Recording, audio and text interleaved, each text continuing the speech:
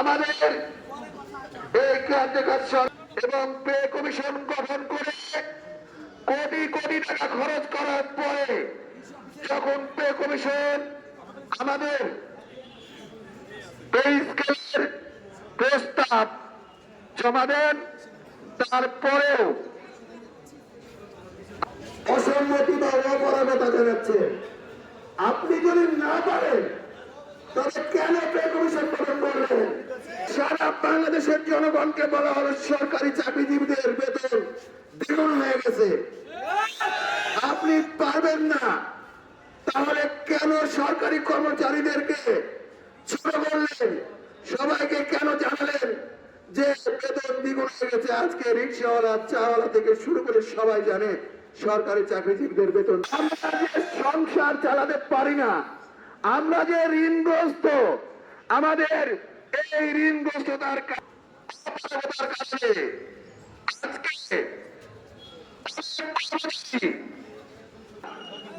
আমার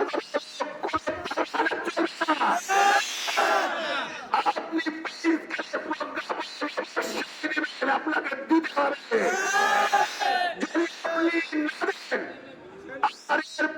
কোন পুলিশ ভাই থেকে শুরু করে যদি কোন সরকারি কর্মচারী আত্মহত্যা করে, যদি কোন কর্মচারী মারা যায়, এর আপনাকে নিতে হবে। আমি সকল সরকারি কর্মচারী বন্ধু সাথীদের বলবো, আমাদের আর ঘরে বসে থাকা, অফিসে বসে থাকার সময় আপনারা মনে করবেন না আমার এক সাথী গেছে, উনি দাবি আদায় করে ঘরে ফিরবে। আপনি নিজে আসেন, আমাদের সকলের দাবি না। একটা সরকারি দপ্তর নাইকা থেকে 11টা পর্যন্ত ঝুলিয়ে আপনারা কর্মসূচিতে অংশগ্রহণ করবেন। সকল দপ্তরের কর্মচারী বৃন্দ, আমার সহকর্মী বৃন্দ, আসসালামু আলাইকুম। আমি মোহাম্মদ আলমাস হোসেন, সাধারণ সম্পাদক, রাজশাহী কালেক্টরেট ক্লাব। আমি আজকে এই দাবি পে কমিশনের দাবি বাস্তবায়নের প্রেক্ষিতে আপনাদের সকলের সাথে একত্রতা পোষণ করে হাজির হয়েছি। আমরা গতকালকে মিছিল নিয়ে 0 পয়েন্টে গেছি। পে কমিশনের এই বাস্তবায়ন আমাদের জন্য কোনো অনুগ্রহ নাই, এটি আমাদের প্রাপ্য। 2015 সালে সর্বশেষ পে কমিশনের বাস্তবায়ন হয়েছে এবং সেখানে বেতন নির্ধারণ হয়েছে। 10 বছর পার হয়ে গেলে পরবর্তী পে কমিশনের কোনো বাস্তবায়ন হয়নি এবং আমাদের বেতন নির্ধারণ হয়নি। এই বর্তমান যে বেতন, সেই বেতনে আমাদের পরিবার নিয়ে চলা খুবই কষ্টের। এই বেতন দিয়ে কোনো সংসার চালানো সম্ভব নয়। সরকার অনেক কষ্ট করে অন্তর্বর্তীকালীন সরকার একটি পে কমিশন গঠন করেছে এবং এই কমিশনের কথা ছিল তারা আমাদের বেতন নির্ধারণ করবে। পে কমিশন গঠন হলে তারা সকল প্রক্রিয়া সম্পন্ন করবে, তারা একটি প্রস্তাব দিলে এটি বাস্তবায়ন করেনি। এর সাথে বিভিন্ন সংযুক্ত হয়ে আমাদের বেতন বাস্তবায়নের বিলম্ব ও কালক্ষেপণ করছে। আমরা চাই অবিলম্বে কালক্ষেপণ বন্ধ করে আমাদের ন্যায্য দাবি বাস্তবায়ন করতে হবে।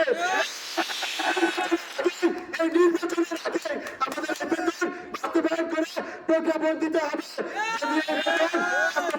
এই কাঠামো বাস্তবায়ন তবে নির্বাচনে কোনো যদি অসম্ভব ঘটনা ঘটে, সেজন্য আমরা সরকারি কর্মচারীরা তখন কাছে থাকবে না।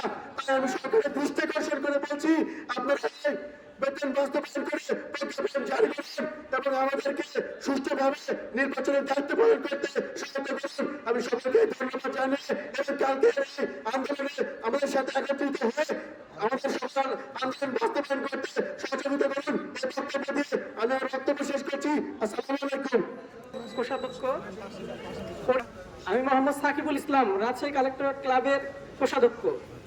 আমি বলতে চাই কোটি টাকা খরচ করে পে কমিশন গঠন করা হলো, কিন্তু এখন যদি এই পে কমিশন তাদের কাজ সফলভাবে সম্পন্ন করা না যায়, তবে আমাদের কপালে ওই আগের মতোই হবে হচ্ছে, এগুলো শুনে আমাদের দিন কাটবে এবং আমাদের পরিবার নিয়ে আমাদের সবসময় অভাব অনটনে জীবন কাটাতে হবে।